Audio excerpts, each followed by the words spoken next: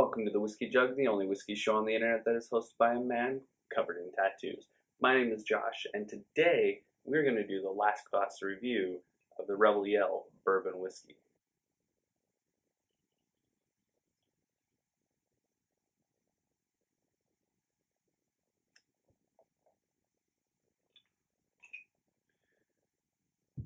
So, this is just one of my least favorite whiskeys. Let's just put that out there. I mean, you do have the Bastille, which is French for god awful, and then you got the Bren, which I also don't like. It's just way too overly sweet for my taste. And there's a handful of other whiskeys that I haven't reviewed on the site yet, so obviously I haven't done a video for, like Johnny Walker Red, which is really, really terrible. But when it comes to the world of bourbons, this is pretty bad. This is, I mean, it's $10. You can, here in California, you can go down to Trader Joe's, pick it up for $9.99 for the full $7.50. And I hear that the reserve is pretty good, but this one is just, yeah, I'm not even looking forward to getting into that. Now, it wasn't always that way, though.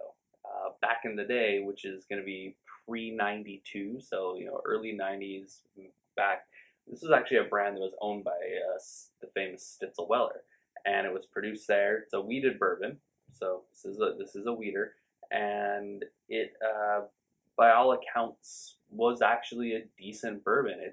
It has fallen in decline over the years as the name has changed hands. Currently, I believe now it's being made by the Heaven Hill. Regardless,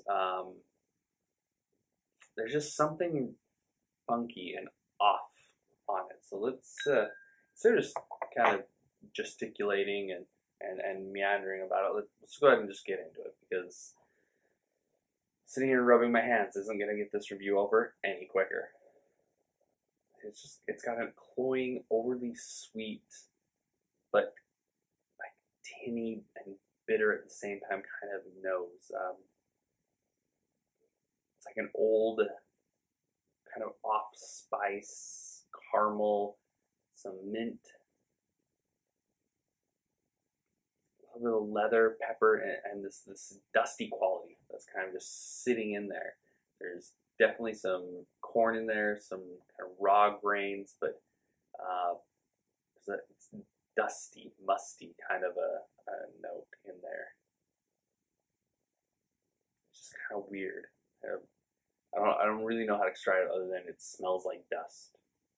Okay, so on the palate, caramel, vanilla, cocoa, but it just doesn't really come together. And it's like someone was told how to make what a bourbon is supposed to taste like without ever having tasted themselves, and then they went and tried to make something that tasted like a bourbon.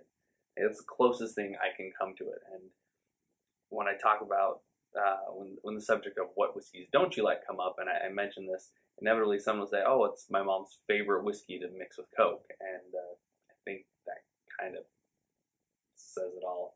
Let's head to the finish.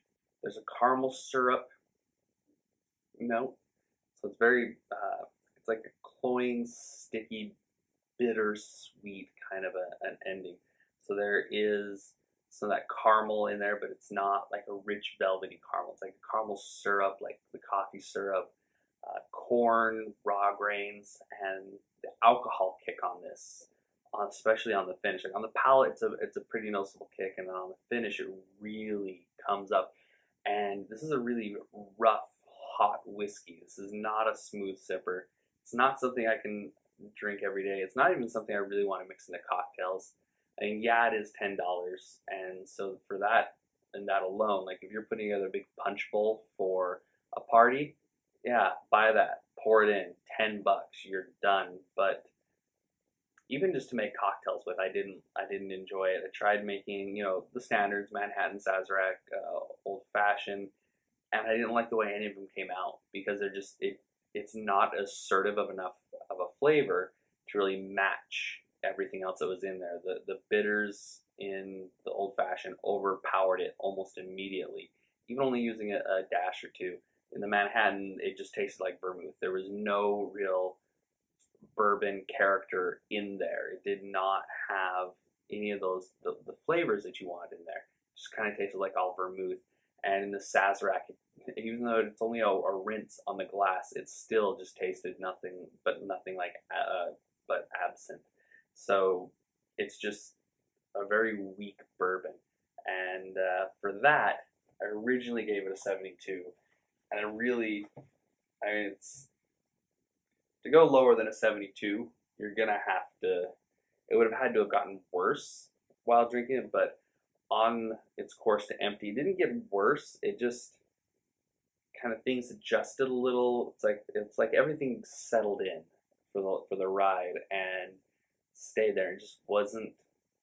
It's just one of those whiskeys that has never ever come together for me. I've never enjoyed this one. This is even back when I thought the Jim Beam Choice, the green label with the charcoal filtering, was the greatest thing on the planet. The Rebel Yell still just did not do it for me. So, anyways, that's all for me. This has been the Whiskey Jug.